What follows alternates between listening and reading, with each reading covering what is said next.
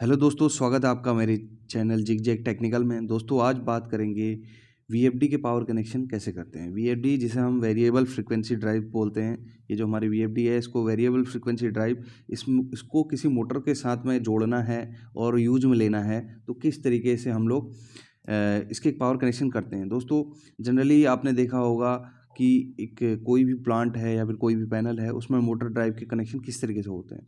तो एक जो स्टैंडर्ड तरीका जो होता है उसको मैं बताऊंगा, क्योंकि बहुत सारे जगह पे आपने देखा होगा कि मोटर को इनकमिंग सप्लाई दिया और ड्राइव के साथ में और जोड़ दिया। तो ये एक तरीका नहीं है, इसमें बहुत सारे प्रोसीजर को फॉलो करना पड़ता है। जो एक स्टैंडर्ड तरीका है मोटर ड्राइव को पावर कनेक्शन देने का, उसको मैं बताऊंगा। अब उसमें क्या क्या चीज़ों को ध्यान में रखना है, क्या क्या चीज़ें हमें ऐड करनी चाहिए, क्या क्या चीज़ें हमें रिक्वायर्ड होती हैं एक मोटर को ड्राइव के साथ में कनेक्ट करने के लिए और ड्राइव को पावर सप्लाई के साथ में कनेक्ट करने के लिए। तो इन्हीं सब चीज़ों के ऊपर बात करेंगे।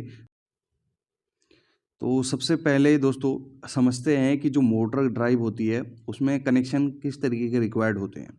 तो जैसे कि आप यहाँ पर देख रहे हैं, ये दोनों ही डेल्टा की ड्राइव हैं। काफ़ी ये 1 किलोवाट के समथिंग की हमारे ड्राइव्स रहती हैं, इस तरीके की जो ड्राइव रहती हैं। तो यहाँ पर आप देखेंगे एक है, ये जो फर्स्ट वन है ये है सिंगल फेज। इसकी जो इनकमिंग सप्लाई है वो सिंगल फेज है, और जो आउटगोइंग है UT1 ये T2 T3 ये हमारी है मोटर के लिए। ये है हमारा 3 फेज आउटपुट। तो जो हमारी बहुत छोटी मोटर्स रहती हैं उसमें इस तरीके का मोटर ड्राइव यूज होता है।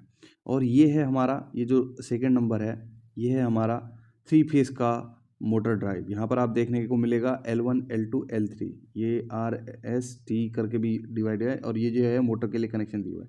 तो इसका 3 फेज इनपुट है दूसरे नंबर का, और 3 फेज आउटपुट है। जो पहला नंबर है इसका सिंगल फेज इनपुट है और 3 फेज आउटपुट है। तो इन दोनों मोटर ड्राइव को लगाने से पहले क्या क्या चीज़ें ध्यान में रखनी पड़ती हैं उनके बारे में बात करेंगे।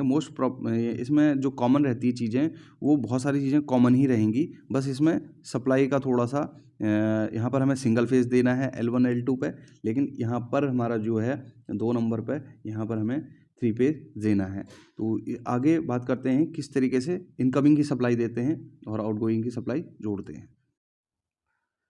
तो दोस्तों ये है हमारा सिग्मेटिक डायग्राम। किसी भी मोटर ड्राइव को इंस्टॉल करने से पहले क्या क्या इसकी पावर की सप्लाई जो रहेंगी वो मैंने यहाँ पर ड्रॉ कर रखी है। तो यहाँ पर जो हमारा जो मेन इनपुट जो रहेगा वो हमारा 3 फेज और सिंगल फेज हो सकता है। अगर हमारा सिंगल फेज होगा तो सिर्फ यहाँ पर L1 और L2 आएंगी, और अगर हमारा 3 फेज है तो हमारा ये यहाँ पर RYB जो सप्लाई है वो तो आएगी। तो L1 और L2 अगर सिंगल फेज की बात करें तो लाइन और न्यूट्रल आएगा हमारा, इसमें लाइन इसमें न्यूट्रल। तो और अगर हम 3 फेज की बात करें तो UVW यहाँ पर हमारा आएगा, सॉरी RYB यहाँ पर हमारा आएगा। तो जनरली क्या होता है कि UVW हम लोग यूज करते हैं जो आउटपुट होता है ड्राइव की उसके लिए। जो आउटपुट ड्राइव से निकलता है मोटर के लिए उसको UVW हम जनरली बोलते हैं। तो जो और RYB जो होता है यहाँ पर RST भी बोल देते हैं ड्राइव के फॉर्म में, ये हमारे इनपुट के लिए यूज होती है। तो यहाँ पर हम लोग RYB हम लोग यहाँ पर देंगे। तो उसके बाद जो हमारा उसके बाद जो हमें चीज़ें ऐड करनी चाहिए, सबसे पहले यहाँ पर पहले तो हमें MCB ऐड करनी चाहिए, या फिर कोई हमारा फ्यूज़ है वो हमें ऐड करना चाहिए एज़ पर जो हमारा रेटिंग है ड्राइव की, उसके अकॉर्डिंग हम लोगों ने इसे रखना चाहिए और लगाना चाहिए। और उसके बाद हमारी जो सेकंड जो चीज़ होती है वो इलेक्ट्रोमैग्नेटिक कॉन्टैक्टर जो हमारा रहेगा।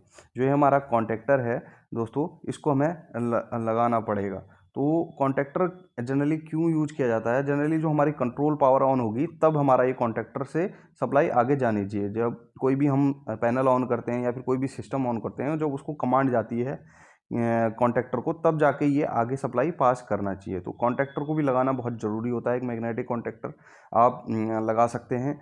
और उसके बाद लाइन रिएक्टर हमारा लगना बहुत ज़रूरी होता है। लाइन रिएक्टर को बहुत सारी पैनल्स में नेगलेक्ट किया जाता है, लेकिन ये एक बहुत ही शानदार चीज़ होती है। अगर लाइन रिएक्टर आपका लगा हुआ है और आप एक अच्छी कंपनी में काम कर रहे हैं और एक आप अच्छे इंजीनियर और टेक्नीशियन हैं और इलेक्ट्रीशियन हैं, तो आपको इन चीज़ों को ध्यान में रखना चाहिए कि लाइन रिएक्टर लगा है कि नहीं लगा है, इलेक्ट्रोमैग्नेटिक कॉन्टैक्टर इससे पहले लगा है कि नहीं लगा है, जीरो फेज रिएक्टर लगा है कि नहीं लगा है। तो इस तरीके की चीज़ों को आपको हमेशा ध्यान रखना चाहिए। तो लाइन रिएक्टर क्या होता है और जीरो फेज रिएक्टर क्या होता है दोस्तों? लाइन रिएक्टर और जीरो फेज रिएक्टर एक इलेक्ट्रिकल एक डिवाइसेस हैं जहाँ पर आपको जो वोल्टेज का स्ट्रेस है वो कम हो जाता है और जो हमारे रिपल्स हैं वो कम हो जाते हैं। तो उसके ऊपर मैं थोड़ा सा आगे अच्छे से समझाना चाहूँगा कि लाइन रिएक्टर क्या होते हैं। तो दोस्तों ये है हमारा लाइन रिएक्टर। आप देखेंगे ये एक तरीके से ट्रांसफार्मर की तरह आपको दिखेगा, ये थ्री फेज ट्रांसफार्मर की तरह दिखेगा। लेकिन यहाँ पर एक तरीके का क्या होता है कि इनपुट सप्लाई आती है और एक तरफ से आउटपुट सप्लाई जाती है और इसके अंदर क्या होता है, एक मैग्नेटिक फील्ड जनरेट होता है। मैग्नेटिक फील्ड जनरेट होने की वजह से जो हमारा जो पावर में जो रिपल्स होती हैं, पावर में हार्मोनिक्स होती हैं, अगर हार्मोनिक्स के ऊपर आप जानना चाहेंगे तो मैंने उसके ऊपर ऑलरेडी वीडियो बनाई हुई है। तो उसे देख सकते हैं कि हार्मोनिक क्या होता है, क्या पावर में इसका जो इफ़ेक्ट होता है वो होता है। तो अगर एक अच्छी प्लांट्स में आप काम कर रहे हैं जहाँ पर आप हर चीज़ को, इलेक्ट्रिकल की बारीकियों को, चीज़ों को समझते हैं, तो यहाँ पर आपको इस चीज़ को ध्यान में रखना होगा कि जो हमारे हार्मोनिक्स होते हैं वो बहुत ज़्यादा होते हैं किसी भी ड्राइव को यूज करने के बाद। तो जो कंट्रोलर होते हैं, इलेक्ट्रॉनिक्स कंट्रोलर होते हैं, उनसे जो हार्मोनिक्स क्रिएट होता है वो बहुत ज़्यादा होता है। तो वोल्टेज स्ट्रेस को कम करने के लिए ये इस तरीके के लाइन रिएक्टर को ऐड किया जाता है जो हमारे पावर को जो है स्मूथ करता है, जो इनपुट जो वोल्टेज स्ट्रेस होती है उसको स्मूथ करता है और जो वोल्टेज में जो हार्मोनिक्स की जो वेव फॉर्म होती है उनको कंट्रोल करता है। तो इस तरीके से जो हमारी पूरी जो तीनों फेज होंगी वो हमारी इनपुट सप्लाई को जाएंगी ड्राइव को। इसके बीच में ही हम लोग एक चीज़ और ऐड करते हैं, वो है हमारी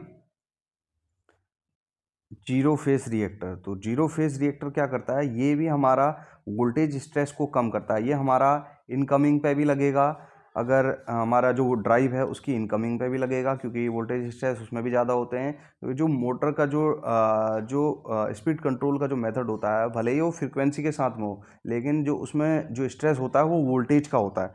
तो वोल्टेज जो ड्राइव की से हमारा ये जाएगा मोटर की तरफ, उधर भी जुड़ा रहेगा और जो जो ड्राइव की तरफ आ रहा होगा तो उस पे उसके आगे भी ये लगा होगा। तो ये जो चीज़ें हैं ये हमें ध्यान में रखनी पड़ेंगी। तो चलिए फिर से सिग्मेटिक डायग्राम में जाते हैं।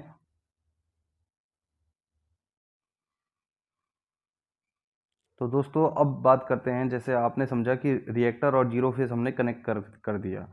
तो जीरो फेज रिएक्टर कनेक्ट करने के बाद और रिएक्टर लाइन रिएक्टर कनेक्ट करने के बाद जो हमारी सप्लाई है वो मेन इनकमिंग में पहुंचेगी ड्राइव के। जो इनपुट सप्लाई है वो हमारी जुड़ जाएगी L1 L2 L3 के साथ में और हमें अर्थ भी करना है ड्राइव को।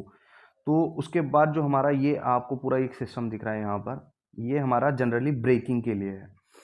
अगर आपकी मोटर ड्राइव एक बड़ी रेटिंग की है तो वहाँ पर इस चीज़ को बहुत ज़्यादा ध्यान में रखने की आपको ज़रूरत पड़ेगी। अगर आपकी ड्राइव एक 5 किलोवाट से ऊपर के मोटर के लिए यूज हो रही है, 10 किलोवाट, 20 किलोवाट और 30 किलो, इससे ऊपर की जो हमारी रेटिंग रहती है उस पर इन चीज़ों को बहुत ज़्यादा ध्यान में रखनी होती है। तो थोड़ा सा मैं इसको समझाने की कोशिश करता हूँ कि ब्रेक रेसिस्टर क्या होते हैं। जनरली ब्रेक रेसिस्टर की ज़रूरत हमें वहाँ पर पड़ती है जहाँ पर रीजनरेटिव पावर हमारी जनरेट होती है। रीजनरेटिव पावर एक ऐसी पावर होती है, जैसे कि अभी आपको मैं थोड़ा सा यहाँ पर समझा देता हूँ। ये हमारा कोई मोटर है, यहाँ पर हमारी ड्राइव से हमारी सप्लाई जा रही है। तो जब हमारी सप्लाई जाएगी तो इसका जो अंदर का रोटर है वो किसी लोड के साथ में कनेक्ट होगा। तो वो रोटर जो है घूमता है। अब हमें जब ये मोटर को रोकना होता है तो ये जो सप्लाई है वो हम कट कर देते हैं इन द सेंस इसमें कम कर देते हैं। तो ये जो इनर्शिया होगा इस लोड का, ये तो चल रहा है मोटर, तो फिर अगर हमने इसमें ब्रेकिंग मीन्स हमने स्टॉप के लिए कमांड दे भी दी तो ये जो इनर्शिया की वजह से ये रोटर घूमने लगता है। तो रोटर घूमने की वजह से ये जो है बैक ईएमएफ जनरेट करता है, क्योंकि रोटर ऑलरेडी घूम रहा है तो वो मैग्नेटिक फील्ड जनरेट करेगा। जो मैग्नेटिक फील्ड जो जनरेट होगी वो जो स्टार्टिंग जो मैग्नेटिक फील्ड होती है उसके अपोजिट होगी। तो जो हमारे जो रनिंग मैग्नेटिक फील्ड होगी उससे अपोजिट होने की वजह से ये एक रिवर्स पावर हमारी देगी ड्राइव की तरफ को। तो ये जो ड्राइव की तरफ जो पावर जो जनरेट होती है बैक ईएमएफ की वजह से, वो क्या है कि हमारा ड्राइव के अंदर चली जाती है। तो ड्राइव के अंदर क्या है, डीसी लिंक वोल्टेज बहुत ज़्यादा बढ़ जाता है, क्योंकि डीसी लिंक वोल्टेज, इसके अंदर डायोड होते हैं। डायोड जो उस थ्री फेज जो सप्लाई को क्या करती है, वोल्टेज के फॉर्म में चेंज कर देती है। तो वोल्टेज डीसी वोल्टेज के फॉर्म में चेंज कर देती है। तो डीसी वोल्टेज हमारा बहुत ज़्यादा हो जाएगा। तो हमारी वोल्टेज की जो रेंज रहती है अंदर, डीसी वोल्टेज की रेंज पैरामीटर के अंदर, वो हमारा इसे ट्रिप करवा देता है। तो ट्रिप कर देगा तो हमारा जो ड्राइव है वो स्मूथली रन नहीं करेगा। तो इसी के लिए इसमें यहाँ पर हम लोग ब्रेकिंग रेसिस्टेंस लगाते हैं।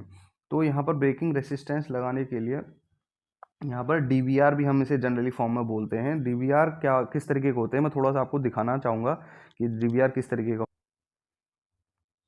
तो दोस्तों जो डीवीआर होते हैं इस तरीके के होते हैं, ये पावर रेटिंग के अकॉर्डिंग होते हैं। जितना भी हमारा मोटर बड़ा होगा उतना बड़ा डीवीआर होगा, क्योंकि डीवीआर एक तरीके से रेसिस्टेंस क्रिएट करता है। रेसिस्टेंस क्रिएट करेगा तो जो हमारी जो डीसी लिंक वोल्टेज जो रहती है, डीसी वोल्टेज जो रहेगी, वो ये हमारे इसके अंदर एक रेसिस्टेंस लगे रहते हैं। रेसिस्टेंस की वैल्यू हाई होती है। तो जो रेसिस्टेंस की जो वैल्यू रहेगी, अगर इसमें पावर सप्लाई जाएगी और रेसिस्टेंस बीच में ऐड होगा, तो क्या होगा कि रेसिस्टेंस जो जो पावर जो जनरेट हो रही है उसको हीट के फॉर्म में चेंज कर देता है, क्योंकि बीच में हमने रेसिस्टर लगा दिया। तो रेसिस्टर जो हमारी जो वोल्टेज आ रही है उसको हीट के फॉर्म में चेंज कर देगा। तो ये इसीलिए इसमें डीवीआर को ऐड किया जाता है। तो ये डायनेमिक ब्रेकिंग रेसिस्टेंस, जिन्हें हम जनरली फॉर्म में इन द फॉर्म ऑफ कहते हैं। तो यहाँ पर इसे ऐड करने के फ़ायदे ये हैं कि जो बैक ईएमएफ जो बनती है उसको ये हीट के फॉर्म में डेसिपेट कर देता है। तो जितना भी बड़ी हमारी मोटर्स होंगी वहाँ पर ये चीज़ें आपको देखने को मिलेंगी। जहाँ पर मोटर को ड्राइव के साथ में कनेक्ट किया होगा और बड़े रेटिंग की हमारी मोटर ड्राइव रहेंगी, वहाँ पर आपको ऐसी चीज़ें देखने को मिलेंगी दोस्तों। तो अभी हमने यहाँ पर ब्रेकिंग रेसिस्टेंस को भी देख लिया है दोस्तों। अब बात करते हैं यहाँ पर जीरो फेज रिएक्टर। जैसे कि मैंने आपको बताया कि वोल्टेज स्ट्रेस जो है हमारी दोनों तरफ रहती हैं, ड्राइव से पहले और ड्राइव के बाद में। तो इन चीज़ों को भी ऐड किया जाना चाहिए। और लाइन रिएक्टर आउटपुट टर्मिनल में भी कनेक्ट करना है, क्योंकि जो हमारा हार्मोनिक्स रहेंगे उनको कंट्रोल करने के लिए। तो यहाँ पर उसके बाद हम लोग मोटर को UVW से कनेक्ट कर देंगे। UVW जो वायर आ रही है यहाँ पर, इस तरीके से जो केबल आएंगी सिंगल कोर की अलग अलग, इनको हम लोग मोटर के साथ में कनेक्ट कर देंगे। तो इस तरीके से हमारा जो कोई भी मोटर ड्राइव है उसका पावर का कनेक्शन कंप्लीट होता है। तो ये एक स्टैंडर्ड फॉर्म है। आप इसे बड़ी मोटर्स के साथ में अप्लाई कर सकते हैं। जैसे आपकी 1 किलोवाट की मोटर है, तो 1 किलोवाट 2 किलोवाट की मोटर है, वहाँ पर आप इन चीज़ों को थोड़ा सा नेगलेक्ट भी कर देंगे तो चलेगा, क्योंकि इकोनॉमिकली ये चीज़ें थोड़ा कॉस्टली पड़ेंगी। लेकिन आपका कोई ऐसी प्रोसेस है जहाँ पर आपको पावर में बिल्कुल भी स्ट्रेस नहीं चाहिए, पावर में बिल्कुल डिप्स अप्स नहीं चाहिए, और आपका प्लांट इस तरीके का है, तो आपको इन चीज़ों को नेगलेक्ट नहीं करना है। और एक परफेक्ट टेक्नीशियन, इंजीनियर और इलेक्ट्रिशियन होने के नाते आपको ये सब चीज़ों को ध्यान में रखना चाहिए अगर आप इन फील्ड में काम करते हैं। तो धन्यवाद दोस्तों मेरा वीडियो देखने के लिए। अगर आपका नॉलेज मेरा इस वीडियो को देख के बढ़ता है तो ज़रूर लाइक कीजिए, सब्सक्राइब भी कीजिए और शेयर कीजिए इस तरीके के वीडियोस को, क्योंकि ताकि मैं मोटिवेट होता रहूं और और अधिक जो वीडियोस हैं आप तक लाता रहूं। धन्यवाद दोस्तों।